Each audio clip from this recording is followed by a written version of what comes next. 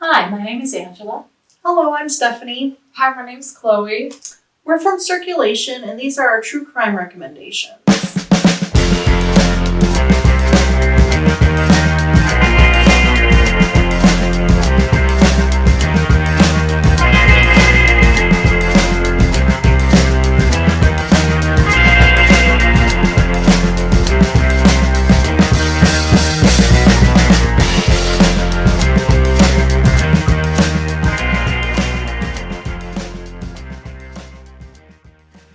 I read Con Artist by Tony Tetreault.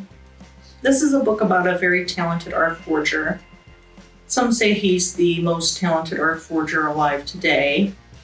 He got married at 16, had a kid at 16, and moved to California. He struggled to get by doing some low-paying jobs, but soon found out that his talent for art could be used to make a lot of money, selling fakes to art dealers, pretending they were by old dead masters. And this discovery leads to him making a lot of money. He's so talented that some of his artwork even ends up in Prince Charles's personal collection. Although he's doing illegal work, he does have some ethics. He's protective of his daughter. He never narcs on his associates. And he always pays his debts.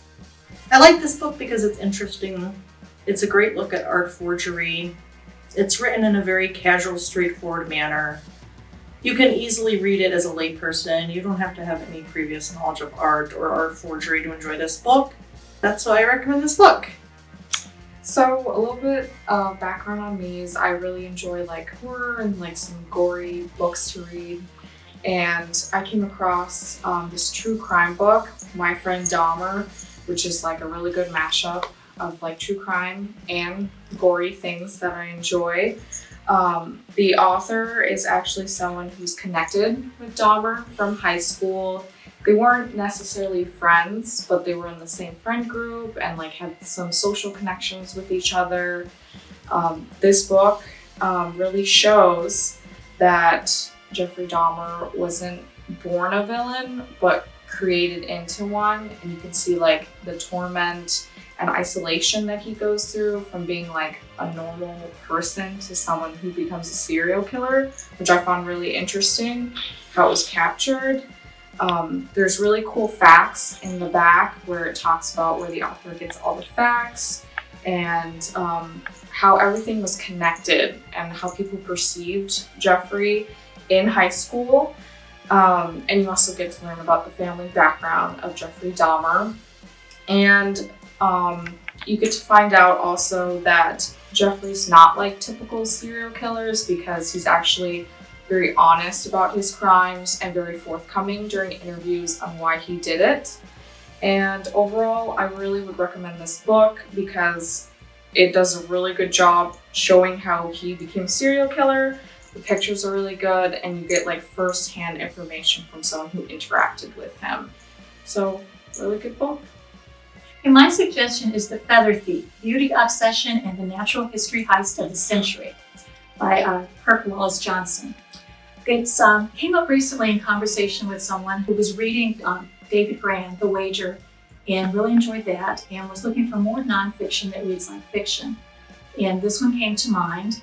It opens with the prologue describing the night of the theft. In June 2009, a young man who was a student at the British Royal Academy of Music in London broke into one of the branches of the British Natural History Museum and came in the middle of the night. He took a suitcase with him, shoved 299 of the birds into the suitcase and left.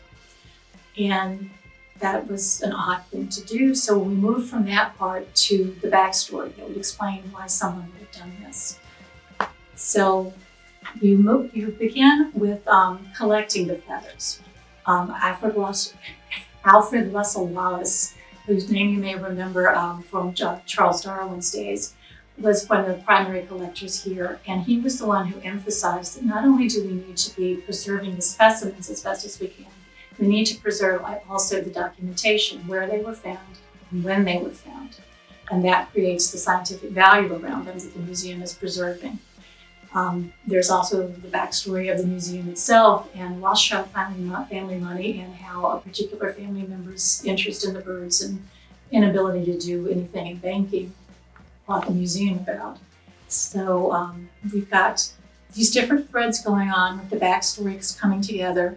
And so from the theft, we move into finding more about the thief, the trial, the different people involved in the investigation, trying to repair the damage that was done, get these things back and to the museum, if they will even have any worth now, if they've been separated from the tags that were the metadata that described when they were found and where they were found.